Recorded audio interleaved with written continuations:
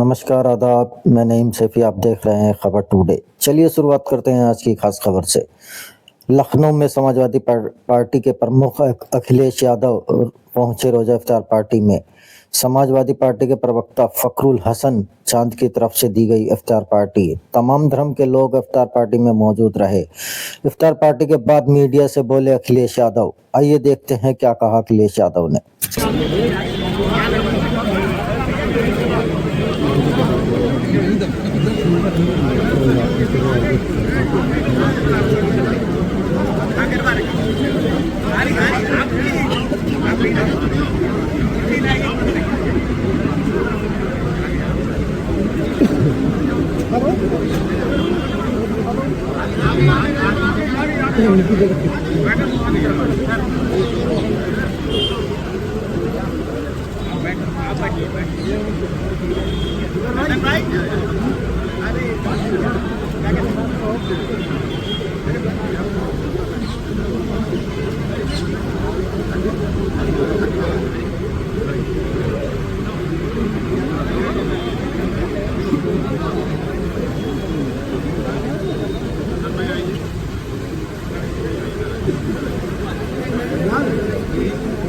लोगों ने अपने परिवार के खोए हुए लोगों के पोस्टर लगाए हैं।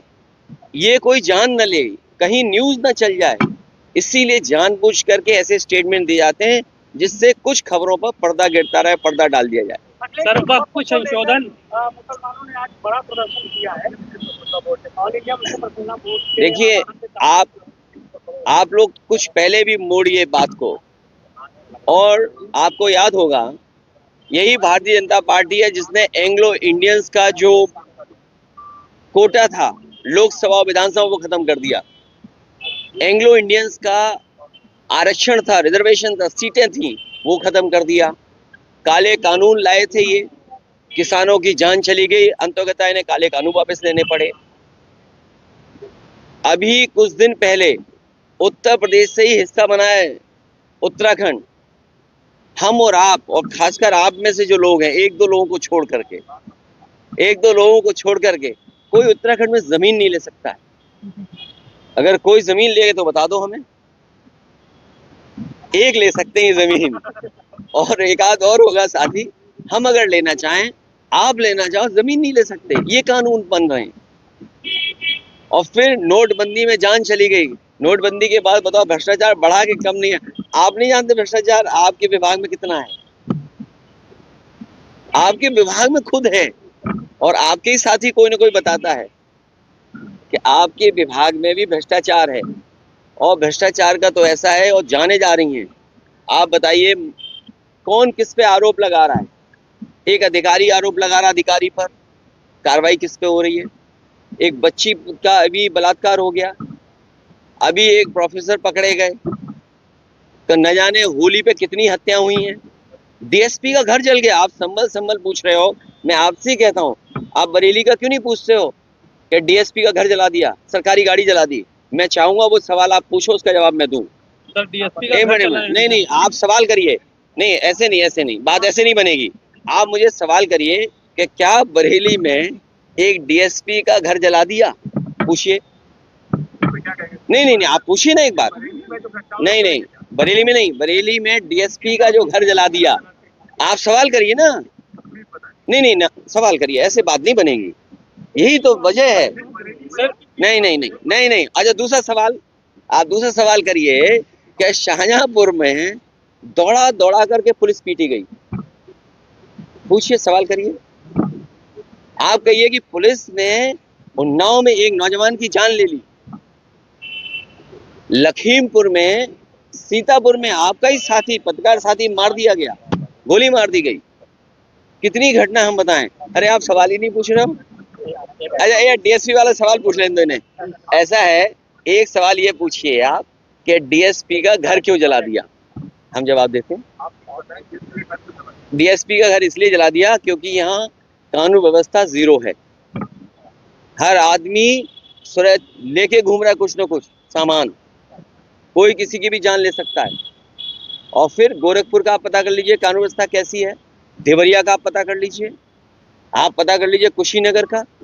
जो मुख्यमंत्री के खुद जनपद हैं आसपास, वहाँ की हालत देख लीजिए, और अस्पतालों की हालत आप कभी पूछिए और जानिए क्या हालत है अस्पतालों की, कि अस्पतालों में हमारी चर्चा हो जाए, हम लोग सवाल न कर लें, इसलिए पर्दा डालने के लिए ये संभल, औरंगजेब, अरे भाई सबसे पहले तो औरंगजेब हमें कहा गया था, याद है कि नहीं याद है?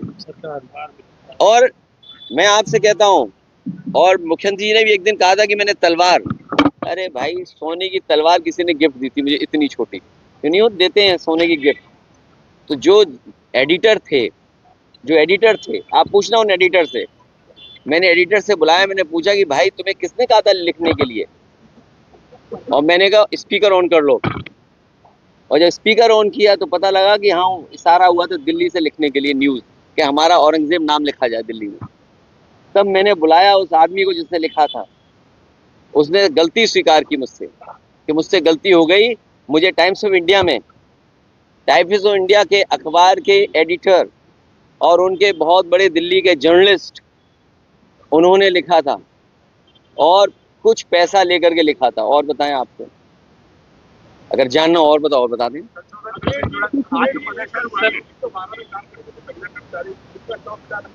देखिए इस तरह की घटना मुझसे ज़्यादा आप लोग जानते हैं, और ऐसी घटना इसलिए हो रही हैं क्योंकि आपने पूरी खुली छूट दे दी है पुलिस को, और इसलिए हो रहा है क्योंकि पुलिस से आप गलत काम करवा रहे हैं, पुलिस से आप अन्याय करवा रहे हैं, आप विपक्ष पे झूठे मुकदमे लगा रहे हैं, आप विपक्ष को परेशान करवा रहे हैं। जब आप पुलिस से दूसरा गलत काम कराओगे तो पुलिस के भी गलत काम आपको छिपाने पड़ेंगे। चुनाव आप लूट रहे हैं वोट पुलिस के सहारे, आपको नहीं पता जितने बाई इलेक्शन हुए हैं पुलिस ने लूट लिया चुनाव। जब पुलिस को आप ये आज़ादी दोगे अपने पॉलिटिकल एडवांटेज के लिए, पॉलिटिकल लाभ के लिए, तो कल वो भी मनमानी करेंगे, आप उनको रोक नहीं सकते। ये काम है यहाँ के वरिष्ठ अधिकारियों। अगर कोई महिला मरी है 112 में तो कोई कारण होगा, आप पूछिए कि क्यों मरी, ये पुलिस की जिम्मेदारी है बताने की और उस घटना पे कार्रवाई करने की। अगर किसी अधिकारी ने किसी अधिकारी को छेड़ा है तो विभाग को कार्रवाई करनी चाहिए, दोनों को हटा करके जांच करके तब आगे बढ़ना चाहिए। तो बहुत सी ऐसी चीज़ें हैं जो करनी चाहिए थी जो सरकार नहीं कर रही है।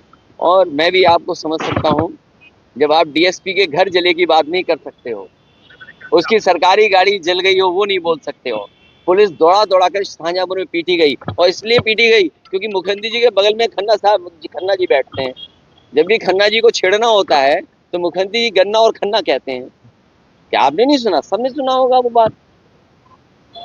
तो जो वित्त मंत्री जिन पर सब पैसा है उनके यहाँ पुलिस दौड़ा के पिट रही है, बताइए आप। और नहीं पिट रही है तो वीडियो आप चला देना। सर आपके पीडीए के फार्मूले के सामने 80-20 के फार्मूले की बात शुरू कर।